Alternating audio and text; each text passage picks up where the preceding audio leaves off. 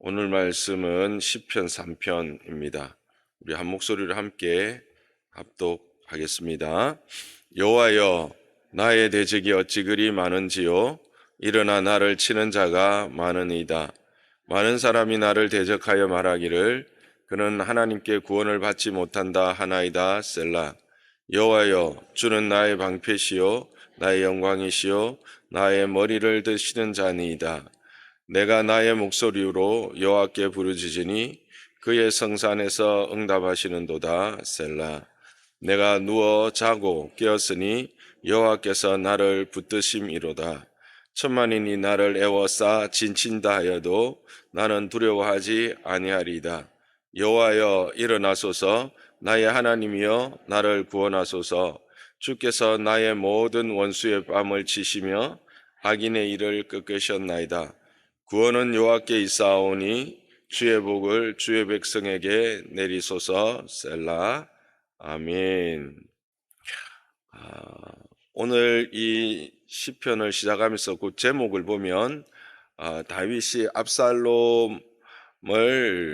그 아들 압살롬을 피할 때 지은 시라고 하는 제목이 나와 있습니다. 그래서 이 시는 그 사무엘하 12장에서부터 시작되는 나단의 경고로부터 진행되는 이야기들과 연결해서 우리가 생각해 보면 이 의미를 더 정확하게 또 확인하고 그 뜻이 잘 드러나게 될 것입니다. 그래서 이 시는 그러니까 아들 압살롬의 반역을 피하여서 요단강을 건너 마하나임으로 도주할 때 지은 시다, 그렇게 많이들 이야기를 합니다. 그래서 1절은 나의 대적이 어찌 그리 많은지요. 일어나 나를 치는 자가 많습니다. 라는 이게 어떻게 보면 조금 하나님 앞에 이렇게 탄식을 하는 듯한 그런 고백으로 시작되고 있습니다. 이 압살롬의 반역에 동조하고 함께 반역하는 자들이 참 많다라는 거죠, 말 그대로. 근데 많아도 어느 정도 많은 게 아니라 도저히 감당할 수 없을 만큼 대적들이 많다. 그래서 참 충격적이다라는 그런 뜻입니다. 그래서 어떻다는 겁니까? 억울하다는 겁니까? 분노가 차오른다는 것일까요? 이제 그런 말이 아니죠. 도움을 구하는 것입니다. 은혜를 구하는 것입니다. 어떻게 이 어려움을 감당할 수 있을 것인지 지혜를 구하는 것이죠. 왜냐하면 다윗은 이 일이 지금 왜 일어나고 있는지를 그 원인을 분명히 알고 있습니다. 이 압살롬의 반역은 압살롬의 악함이 원인입니까? 아니죠. 우리아의 아내를 범했을 뿐만 아니라 그 우리아를 살인하는 그 자리에까지 간 일에 대한 하나님의 분명한 징계거든요. 그래서 그 사무엘하 12장 9절에서 12절을 보면 나단을 통해서 말씀하시기를 업신여겼다고 말을 했고 그것은 나를 향한 악함이었다고 이야기를 하고 있습니다. 그러면서 암몬 자손을 통해서 우리아를 죽였던 그 일을 내가 분명히 기억하면서 이제 칼이 내 집에서 영원토록 떠나지 아니할 것이다. 이제 그런 말씀을 하셨거든요. 이제 그걸 분명히 다윗은 알고 있었죠. 그래서 이 일이 된 것이 자신의 죄악으로 말미암음이며 이 일을 행하시는 이가 하나님이시다라는 사실을 분명히 안 것입니다. 이게 참 중요합니다. 세상 사람들은 그 어떤 일이 되어질 때 그 일이 된 것이 어디로부터 말미암은지 무엇인지를 몰라요. 그래서 늘 핑계하고 탓하고 원망하고 분노하다가 스스로를 파괴시켜 버리거든요.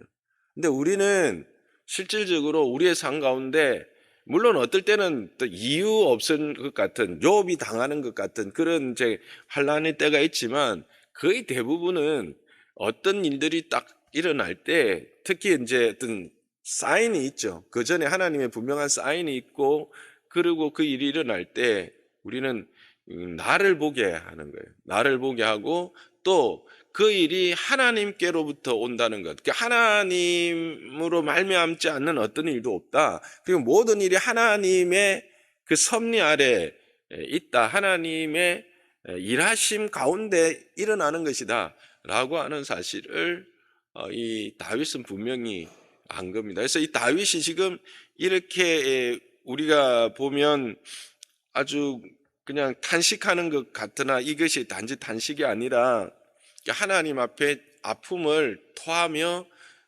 정말 나의 당한 상황들을 아뢰는 거죠. 하나님이 이런 기도를 기뻐하시는 것 같아요. 이제 뒤에 보면 하나님이 분명한 응답을 또 확신을 주시고 그가 여기에서부터 이제 자유함을 얻고 담대함을 얻는 것들을 보면 그렇습니다. 그래서 우리는 이 기도 이 시편을 읽으면서 먼저 생각해야 되는 것은 모든 내게서 일어나는 모든 일은 하나님의 장중 안에 있다라고 하는 것에 대해서 의심하지 않고 우리의 문제의 해결을 다른 어떤 곳에 가서 찾지 않고 하나님을 바라고 하나님 안에서 찾도록 하는 것이 이 말씀을 통하여 우리가 받아야 될 첫 번째 교훈인 것 같습니다. 그런 모습들을 보면서 세상은 조롱합니다. 우리 믿는 사람들이 실제로 살아가다 보면 우리가 뭐 완전하지도 않고 완벽하지도 않죠. 그래서 우리도 실수를 하고 우리도 죄악 가운데서 그로 말미암는 그 결과로 아픔을 당하기도 하고 또 여러 가지 힘든 시간들을 보내기도 합니다. 그럴 때 세상은 조롱합니다. 저렇게 예수 열심히 믿는데 저렇게 교회 일을 헌신하는데 어떻게 저 가정이 저런 일이 있어? 너 하나님의 도움이 있다고 말할 수 있어? 뭐 이런 이야기를 듣는 것, 그걸 이제 이렇게 표현한 겁니다. 많은 사람이 나를 대적하여 말하기를 그는 하나님께 구원을 받지 못한다. 이런 이야기를 들을 때 우리가 참 무너지지요. 뭐 아침이라서 많이는 못 보지만 우리가 이제 그 사울의 친족 시므이가 이 도망하는 다윗과 그의 신하들을 향해서 돌을 던지면서 저주했던 것들을 생각을 하면 이제 그 그림이 그려질 겁니다. 이제 그 그림 그런 어떤 일들을 지금 이제 이야기를 하고 있는 겁니다. 그때 이제 다윗의 반응이 중요합니다. 물론 본문에는 나와 있지 않지만 요 이제 행간을 이 사무엘 하와 연결시켜 보면 그런 저주가 퍼부어졌을 때 이제 아비새 스루야의 아들 아비새가 내가 건너가서 저 시므이를 내가 목을 베겠습니다. 이렇게 하지요. 그랬을 때 다윗이 뭐라고 합니까? 그냥 두라. 그거는 하나님께로부터 오는 저주다. 그러니까 여호와께서 나를 저주하는 것이다. 라고 말합니다. 이게 그것까지도 하나님으로부터 모든 것을 찾고 있는 거죠. 그래서 그 하나님의 그 징계 앞에서도 그것을 기꺼이 감내하고 감당합니다. 이게 또한 다윗의 믿음이었던 것 같습니다. 우리는 때로 우리가 연약하고 우리가 악하고 실수하고 해서 당하는 거라도 막 하나님을 오히려 원망하거나 하나님께 책임을 돌릴 때가 많지 않습니까? 그게 다윗과 우리의 차이인 것 같아요. 다윗은 자기에게서부터 이것이 당하는 시작된 것인 걸 분명히 알고 또 하나님께서 그와 같은 그 말씀을 미리 하셨기 때문에 사람에게 그 분노를 쏟거나 사람에게서 어떤 해결책을 찾지 않다라고 하는 겁니다. 음. 그러면서 이제 예, 보면 이렇게 말합니다. 혹시 여호와께서 나의 원통함을 감찰하시리니 오늘 그 저주 때문에 여호와께서 선으로 내게 갚아주시리라, 이런 이야기합니다. 그러니까 오히려 그 저주가 하나님이 어떤 분인지를 안 거죠. 다윗은 그러니까 하나님이 그의 사랑하는 자들이 이렇게 세상으로부터 저주를 받고 세상으로부터 손가락질 당하는 것을 기뻐하시지 않는 분이다. 오히려 그것 때문에 하나님의 마음이 오히려 더 빨리 돌이켜서 나를 돕고 나에게 은혜를 베풀어 주실 수 있다라고 생각한 겁니다. 이제 그런 믿음을 가지고 있는 거죠. 이게 참 다윗의 위대함인 것 같습니다. 우리는 야, 내가 그래 이렇게 힘들어하고 있는데 너까지 그렇게 하냐 하면서 오히려 더 우리의 분노를 더 발할 수 있는데, 다윗은 그렇게 하지 아니하고 오히려 그 하나님을 생각하면서 그래 그 저주 때문에 오히려 내가 당할 이 일이 감화해질 수도 있겠구나. 하나님의 그 긍휼하심이 내게 더 속히 또 풍성하게, 그래서 여호와께서 선으로 내게 갚아주실 수 있겠구나라고 생각을 합니다. 그래서 이런 제 고백을 3절의 고백을 하죠. 여호와여, 주는 나의 방패시요 나의 영광이시요 나의 머리를 드시는 자이시니라. 대적을 인해서 주저앉아 있는 이때에도, 그 사방에서 우겨 싸움을 당하는 막막한 이때에도 결국 나를 지키시고 보호하실 방패는 오직 여호와 한 분뿐이시다라고 하는 것입니다. 우리의 이 복됨, 자녀됨의 이 복됨을 보장하고 이것을 견고히 세우실 분, 나의 머리를 드신다라는 것은 나의 영광을 회복시키는 거죠. 우리의 자녀됨의 이 영광스러움을 온전케 새롭게 하실 분, 그분은 하나님 뿐이시다라는 고백이죠. 다윗은 정말 믿음의 사람이라 하나님의 마음에 합한 자라 하는 것이 이 절대절명의 순간 아닙니까? 거기 보면 아이도벨의 그 계략을 따라서 실제로 바로 그 밤에 습격을 받았으면 그냥 죽을 수밖에 없었던 그런 상황이었는데, 그런 상황에도 하나님에 대한 믿음을 버리지 않고, 아니 오히려 그럴 때일수록 더 하나님을 든든히 붙드는 믿음을 보고 있는 겁니다. 여러분, 올 한 해 우리 앞에 막 희망과 막 그 찬란한 어떤 그 대로만 열려 있다면 얼마나 좋겠습니까?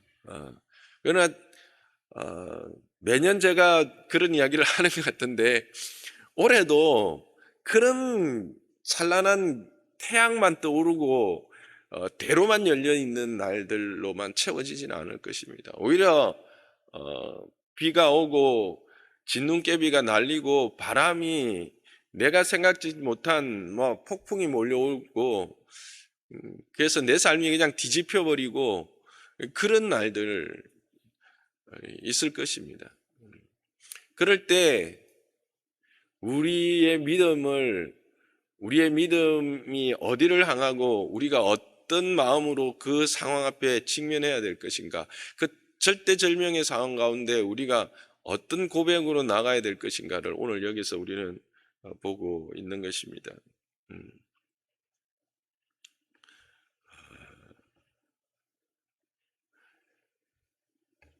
어떤 상황 가운데서도 하나님 외에 다른 것에서 구원을 기대하지 않는다. 그 진노가 비록 하나님께로부터 쏟아진 것이라 할지라도 이게 더 중요하죠. 그 고통과 그 아픔이 하나님께로부터 쏟아진 것이라 할지라도 하나님 외에는 다른 어떤 것에서 구원을 기대하지 않는다. 그런 한 해가 되기를 주님의 이름으로 축복합니다. 그래서 우리는 정말 우리가 힘들면 힘들수록, 고통이 크면 클수록 그 간절한 마음으로 하나님께 부르짖는 자가 되기를 주님의 이름으로 부탁을 드립니다. 그럴 때 하나님은 어떻게 하십니까? 응답하십니다. 내가 나의 목소리로 여호와께 부르짖으니 그의 성산에서 응답하시는도다. 그의 거룩한 산에서 응답하십니다. 제가 기도에 대해서 몇 년 전에 설교를 하면서 하나님이 응답이다라고 하는 것을 이야기를 함께 나누은 것들을 기억합니다. 여러분, 하나님 자신이 응답입니다. 하나님 자신이 바로 우리의 모든 기도의 응답이 되신다라는 사실입니다. 하나님의 존재 자체가 바로 기도의 응답입니다. 그래서 그분에게 간구하면 그분은 반드시 들으시고 귀 기울이시고 응답하십니다. 이것이 성경이 계속해서 우리에게 말하고 있는 겁니다. 근데 엄밀히 따지면 부르짖기 전에 하나님은 이미 찾아오십니다. 이게 성경을 보면 아담의 범죄함으로부터 시작해서 가인의 범죄, 그리고 에녹, 누구들 할 것 없이 하나님이 먼저 찾아오셨지 인간이 먼저 하나님을 찾아간 적이 없어요. 그것이 이 고통, 징계로 찾아오시든지 아니면 음성으로 찾아오시든지 어떤 형태로 찾아오시든지 하나님이 먼저 찾아왔어요. 이게 우리의 그 하나님을 향한 그 은혜죠, 은혜. 이걸 여러분이 분명히 기억하시길 바랍니다. 그런데 그 하나님, 그 산성 하나님의 산에서 그 응답하시는 그 응답을 그는 어떻게 확인했는가 하는 거예요. 무엇으로 확인했는가 하는 거예요. 어떤 신비한 현상으로 산이 떠나가고 바다가 막 물결치고 막 하늘이 변하는 이런 것으로 그것을 확인했습니까? 아닙니다. 그저 하룻밤 무사히 자고 깨는 것에서 하나님의 붙드심을 그는 경험했다고 5절에 말하고 있습니다. 내가 누워 자고 깨었으니 여호와께서 나를 붙드심이라. 이날만 자고 깼을까요? 그 전날은 계속 뜬 눈으로 세웠을까요? 수없이 많은 날들을 계속해서 자고 깼을 겁니다. 그러나 죽음과 생명의 이 끝단에 오락가락하는 이 자리에서 이 하룻밤을 무사히 보낸다라는 것이 당연한 일이 아니고 누구에게나 허락되어진 어떤 값싼 은혜가 아니다라는 것을 그는 분명히 아는 거죠. 그래서 하나님이 붙들지 않으면 오늘 밤 내가 잠든다 할지라도, 아니 내가 잠들 수도 없을 뿐만 아니라 잠든다 할지라도 깰 수도 없다라는 것을 다윗은 확인한 겁니다. 그러면서 예루살렘에서의 그 궁전에서의 하루하루 일상의 삶이 예사롭지 않았던 것을 그는 다시 확인하면서 그가 하나님 앞에서 이제 그 확신을 가지게 된 거죠. 내가 이렇게 하루를 자고 깨는 것이 하나님의 은혜구나라고 확신하면서, 그렇다면 내 삶의 어떤 부분, 천만인이 나를 에워싸고 만만이 나를 치려고 온다고 해도 문제가 없겠네. 내 하루를 지키시고 내 호흡을, 한순간의 호흡을 지키시는 하나님이 내 아버지고 내 하나님이라면 그분은 창조하신 분이요 모든 것의 주인이신데 천천히 오든지 만만히 오든지 그게 무슨 상관인가. 그렇게 고백하는 겁니다. 그게 두려워하지 않겠다라는 거죠.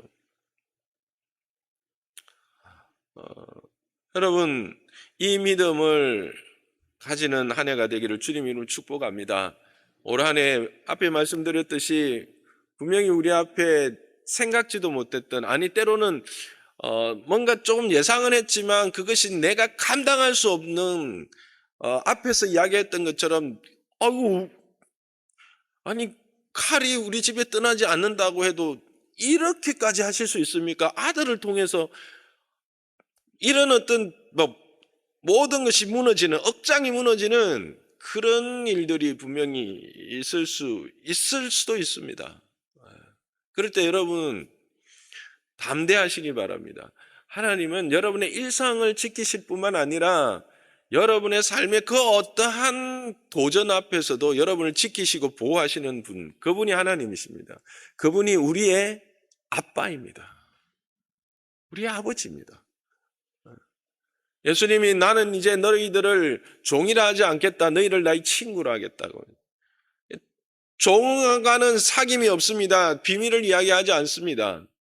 교제가 없습니다. 그러나 친구는 비밀이 없습니다. 무엇이든지 나눕니다. 자녀라 했습니다. 상속자입니다. 지키고 보호합니다. 공급하는 자입니다. 그래서 그는 7절을 고백합니다. 근데 7절을 보면 해 주십시오가 아닙니다. 보세요. 여호와여 일어나소서 나의 하나님이여 나를 구원하소서 주께서 나의 원수의 뺨을 치시며 악인의 일을 꺾으셨나이다. 이건 벌써 하나님이 행하신 일을 보고 찬양하고 있어요. 이게 믿음인 거죠. 아니 하나님을 의뢰하며 그 하나님만을 나의 도움으로 삼는 자에게 하나님이 이런 확신과 이런 은혜를 주신다는 사실입니다. 그리고 그렇게 일하시는 분이 하나님이심을 또 우리는 여기서 발견하게 되는 거죠. 여러분,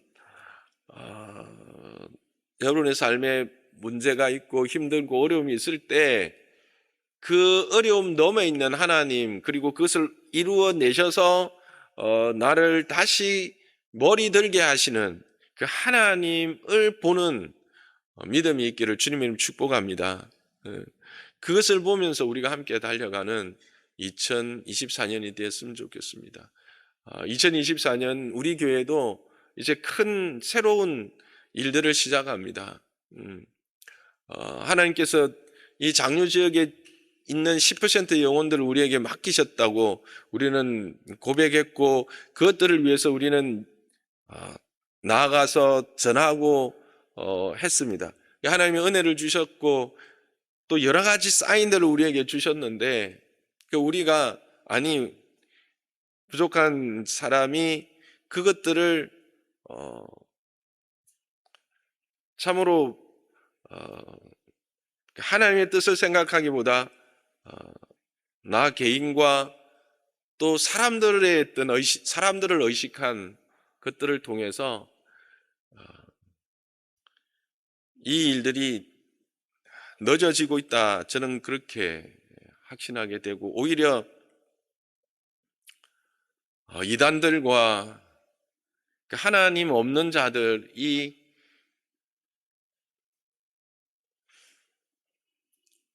흥망해지는, 또 그들이 그 자리를 차지해버리는 그런 순간들을 보면서 분명한 하나님의 사인으로 보게 됩니다. 여러분, 우리 교회도 올 한 해는 정말 하나님께서 이루신 일을 미리 보면서 그 일을 두고 나가야 될 해인 것 같습니다. 여러분들이 함께, 목사님이 지금 무슨 이야기를 하시는지 잘 감이 잡히지는 않으실 수는 있을 거예요. 재직회 하신 분들은, 연말 재직회 하신 분들은 다 아시겠지만, 올해 우리가 건축 헌금을 이제 헌금을 작정을 하고 실질적으로 집행을 하려고 합니다. 올해 건축 헌금으로 저희들이 5천만 원을 예산을 세웠어요. 이게 이제 상징적인 건데, 하나님께서 우리가 지금 사부 예배를 드리고 있는데 이 성도의 온전한 교제와 또 연합이 이루어지기에는 또 하나님께서 우리가 이 장류 지역의 10%의 영혼들을 위한 강구와 준비들을 위하여 은혜 베푸심에 대하여 우리가 이제는 분명하게 다음 단계로 나가야 될 때가 됐다고 이제 생각을 하고 진행을 하는 겁니다.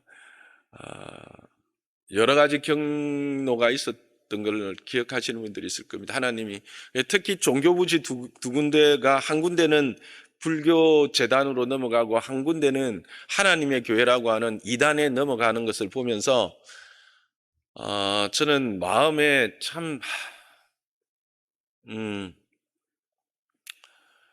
그리고 그것들을 우리가 미리 결정하지 못한 것들이 실제로 크다면 크지만 그러나 1, 2억 정도의 가격을 흥정하면서 그것 때문에 그냥 포기했다는 것들을 생각을 하게 되면 참 우유부단했던 그 결과였다는 것들을 이제 고백하지 않을 수 없습니다. 어쨌든 하나님의 그 일하심을 이제 바라보면서 우리에게 사인이 주시면 그 사인 너머에 하나님은 미리 예비하시고 일하시는 하나님이신 것을 여러분 기억하시면서 올 한 해를 함께 달려가기를 주님의 이름으로 축복합니다. 뿐만 아니라 그래서 8절은 이렇게 고백합니다. 구원은 여호와께 있사오니 주의 복을 주의 백성에게 내리소서. 단지 다윗은 이것을 자신의 그 문제에 대한 해결로만 그 응답을 취급하지 않는 거예요. 왕이지 않습니까? 기름 부음 받은 자입니다. 그래서 결국 그는 이 은혜가 하나님의 이 일하심이 이 자비가 자신의 것만을 아님을 분명히 알고 그것이 모든 백성들에게 주의 백성들에게 함께 내려지기를 기도하고 그렇게 행합니다. 이게 우리의 자세인 거죠. 우리도 왕 같은 제사장입니다. 왕이고 제사장입니다.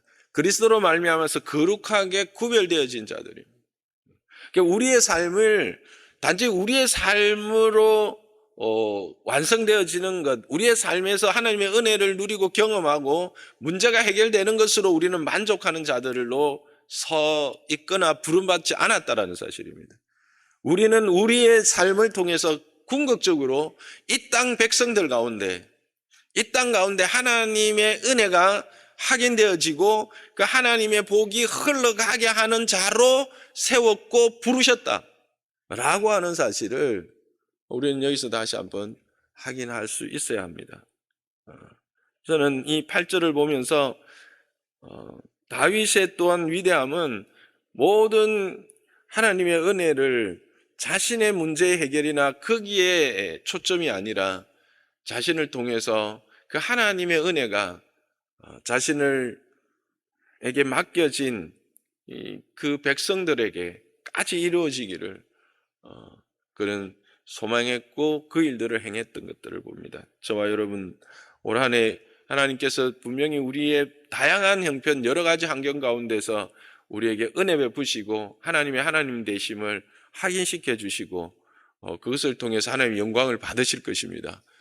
그때 우리가 그 하나님의 은혜와 하나님의 복주심이 내 삶 가운데만 머물러 있게 하는 그런 작은 그릇들이 아니라 그것들을 흘러 넘치게 하고 그것들을 세상 가운데로 흘러가게 하는 저와 여러분 되기를 주님의 이름 축복합니다. 또한 그와 같은 삶으로 이 장류 지역을 품고 이 장류 지역을 위해서 우리가 함께 헌신하는 이 한 해가 되기를 주님의 이름으로 부탁합니다.